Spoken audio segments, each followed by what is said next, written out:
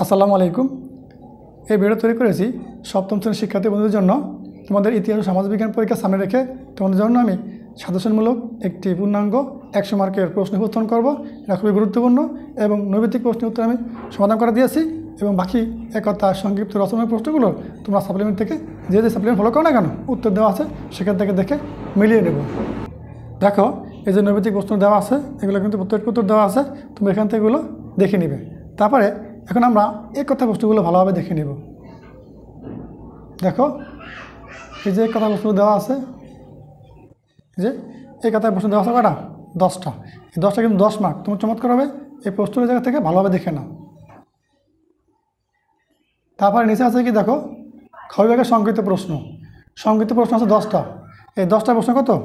20 mark. তোমরা খুব সহজে এগুলো অ্যান্সার করতে পারবো। খুব কমন এবং গুরুত্বপূর্ণ প্রশ্ন, ভালোভাবে দেখে এগুলো কিন্তু অবশ্যই শিখে নেবে। গ বিভাগ রচনামূলক প্রশ্ন দৃশ্যপটবিহীন আছে, 3টি প্রশ্ন অ্যান্সার করতে হবে। 3-5 পূর্ণ মার্ক পেয়ে যাবা। এই প্রশ্ন দেওয়া আছে 3টা প্রশ্ন, কিন্তু 3টি অ্যান্সার করতে হবে। জন্য কি ভালোভাবে 3টা প্রশ্ন ভালোভাবে মুখস্থ করো তোমাদের সাপ্লিমেন্ট থেকে উত্তর দেখে। তারপর দেখো, গ বিভাগে বলা আছে রচনামূলক প্রশ্ন দৃশ্যপট নির্ভর। এই প্রশ্নগুলো ভালোভাবে তোমরা চোখ বুলিয়ে নাও। দেখো, এই কমন প্রশ্নগুলো ভালোভাবে চোখ বুলিয়ে নাও। এগুলো কিন্তু পরীক্ষা আসবে, এগুলো মিস করা যাবে না।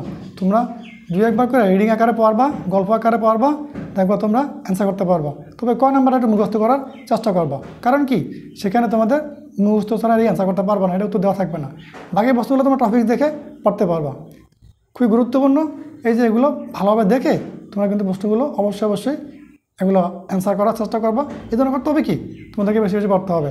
আর যদি ভিডিও ভালো হয়ে থাকে তাহলে আমাদের ভিডিওটা লাইক করবে এবং সুন্দর একটা কমেন্ট করে আমাদের সাথে থাকবে। পর্যায়ক্রমে আমরা তোমাদের জন্য এই ধরনের সুন্দর ভিডিও নিয়ে চলে আসবো।